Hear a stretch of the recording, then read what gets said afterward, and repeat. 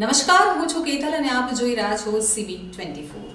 આજે અમદાવાદનો જન્મદિવસ છે તો 614 વર્ષ પછી નગરદેવી ભદ્રકાળી માતા નગરચર્યાએ નીકળ્યા હતા। 26મી ફેબ્રુઆરી એટલે કે આજે અમદાવાદનો સ્થાપના દિવસ અને મહાશિવરાત્રિનો મહાપર્વ છે। ત્યારે 614 વર્ષ બાદ નગરદેવી ભદ્રકાળી માતા પ્રથમ વખત નગર યાત્રાએ નીકળ્યા હતા। રાજ્યના સહકાર મંત્રી જગદીશ પંચાલ અને અમદાવાદના મેયર પ્રતિભાબેન જૈન દ્વારા 7:45 વાગે પહિંદ વિધિ કરી રથનું પ્રસ્થાન કરાવવામાં આવ્યું હતું। 6.25 કિલોમીટર લાંબી નગરયાત્રામાં મોટી સંખ્યામાં માઈ ભક્તો ઉમટ્યા હતા।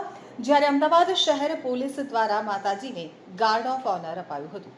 ત્યારબાદ ઢોલ, નગારા, શરણાઈ ધ્વજા અને ખુલ્લી જીપ તેમજ વાહનો સાથે રથયાત્રા નીકળી હતી। આ રથયાત્રામાં અનેક અખાડા પણ જોડાયા હતા।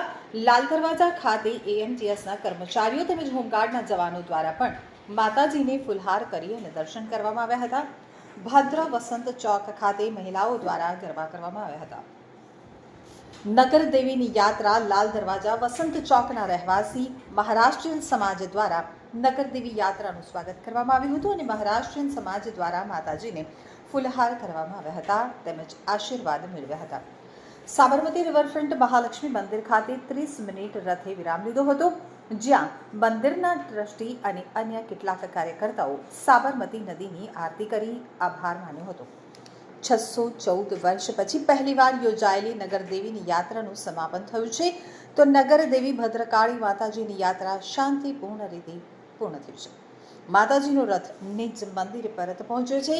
નગર યાત્રામાં જોડાયેલા અખાડા, ડીજે, ધજા, પતાકા અને વાહનો ભદ્ર મંદિર પરિસર ખાતે પરત પહોંચી ગયા છે।